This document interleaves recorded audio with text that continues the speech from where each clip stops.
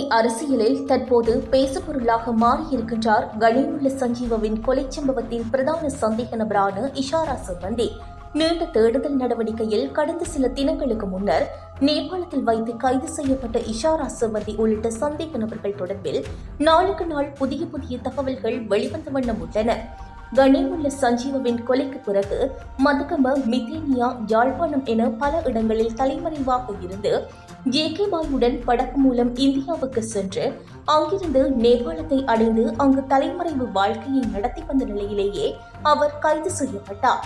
இந்நிலையில் இஷாரா சிவந்தி உள்ளிட்ட சந்தேக நபர்கள் நேற்று முன்தினம் இரவு பலத்த பாதுகாப்புக்கு மத்தியில் இலங்கைக்கு அழைத்து வரப்பட்டனர்.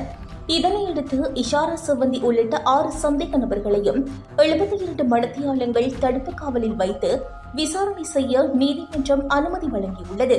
எனினும் சந்தேக நபர்களை நீதிமன்றத்தில் முன்னிலைப்படுத்தாது அறிக்கைகளை சமர்ப்பித்து நீதவானிடம் தடுப்பு காவலுக்கான அனுமதி பெறப்பட்டுள்ளது.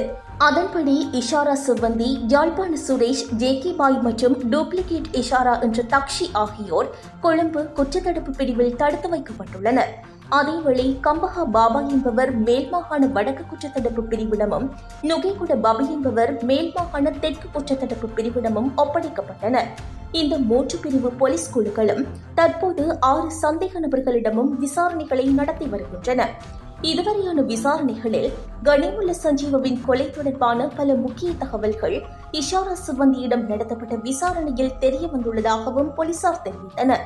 இதைவாறு இருக்க தென்னிலங்கை அரசியலை தாண்டி கடந்த 2 தினங்களாக பேஸ்புக் உள்ளிட்ட சமூக வலைதளங்கள் எங்கும் இஷாரா சிவந்தி கைதாகி இலங்கைக்கு அழைத்து வரப்படும் வீடியோ மற்றும் சிவந்தியின் படங்களே உலாவி வருகின்றது. சமூக வலைதளங்களையும் தாண்டி பிரதான ஊடகங்கள் என அனைத்திலும் சிவந்தி பற்றிய செய்திகளே முக்கிய இடம் பிடித்துள்ளன. இந்நிலையில் இஷாரா சிவந்திக்கு ஊடகங்கள் கொடுத்த முக்கியத்துவத்தை பேராதனை பல்கலைக்கழகத்தின் சமூகவியல் பீடத்தின் சிரேஷ்ட பேராசிரியர் மயூரசமரகோன் கடுமையாக விமர்சித்துள்ளார். இது தொடர்பில் அவர் வெளியிட்ட பதிவொன்று தற்போது அனைவரது கவனத்தையும் ஈர்த்துள்ளது. குறிப்பாக அவர் வெளியிட்டுள்ள பதிவில், நேபாளத்தில் கைது செய்யப்பட்ட இஷாரா சிவந்தியின் வருகையை அறிவிக்க முக்கிய இலத்திரனியல் ஊடகங்கள் கட்டுநாயக்க விமான நிலையத்திற்கு சரியான நேரத்தில் வந்துவிட்டன. இளைஞர் யுவதிகளின் மனதில் விதைக்கப்படும் தகவல் ஒவ்வொரு மணி நேரமும் விசேட செய்தியாக அறிவிப்பு செய்தது.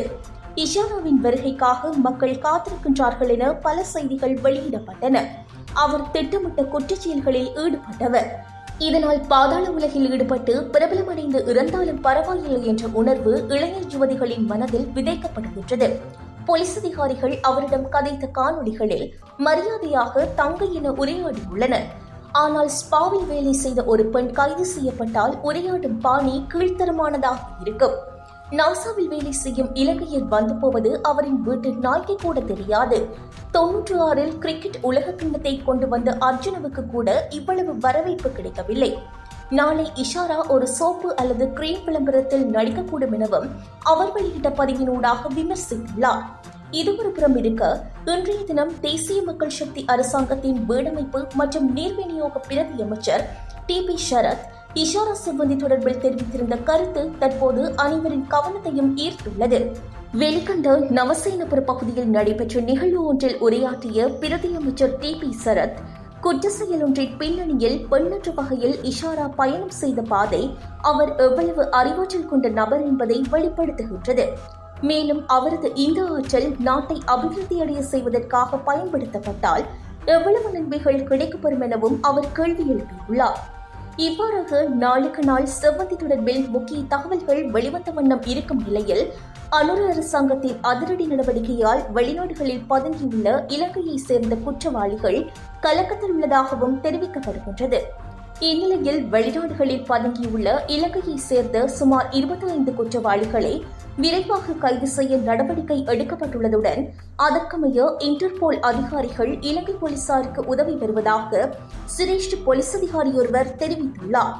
அது மாத்திரமின்றி இஷாரா சிவந்தி கைது செய்யப்பட்டதைத் தொடர்ந்து துபாய் மற்றும் இந்தியாவில் பதுங்கியுள்ள இலங்கை குற்றவாளிகள் தங்கள் இருப்பிடங்களை மாற்றத் தொடங்கியுள்ளதாகவும், எனினும் அவர்கள் வேறு நாடுகளுக்கு தப்பிச் செல்வதை தடுக்க இன்டர்போல் நடவடிக்கை எடுத்துள்ளதாகவும் தெரிவிக்கப்படுகின்றது. எது எப்படியோ அடுத்தடுத்து கைதாகி வரும் பாதாள உலக குழுக்களின் முக்கிய தலைவர்களிடம் மேற்கொள்ளப்பட்டு வரும் விசாரணைகளில் பல முக்கிய நபர்களும் சிக்குவதற்கு வாய்ப்புகள் ஏற்பட்டுள்ளது. அந்த வகையில் 3 பிரிவு போலீஸ் குழுக்கள் செவ்வந்தி உள்ளிட்ட 6 சந்தேக நபர்களிடம் விசாரணை நடத்தி வருகின்ற நிலையில் கடந்த காலங்களில் நாட்டில் இடம்பெற்ற பல்வேறு கொலை சம்பவங்கள் உள்ளிட்ட பயங்கரவாத தாக்குதல்கள் தொடர்பிலும் எதிர்வரும் தினங்களில் பல்வேறு உண்மைகள் வெளிவரலாம் எனவும் எதிர்பார்க்கப்படுகின்றது. இதுபோன்ற செய்திகளை தெரிந்து கொள்ள சமூகம் நியூஸ் சேனலை சப்ஸ்கிரைப் செய்து அருகில் உள்ள பெல் பட்டனை கிளிக் செய்யுங்கள். மேலும் இது போன்ற செய்திகளை உடனுக்குடன் தெரிந்து கொள்ள சமூகமீடியா.com என்ற இணையதளத்தின் வாயிலாகவும் எங்களுடன் இணைந்திருங்கள்.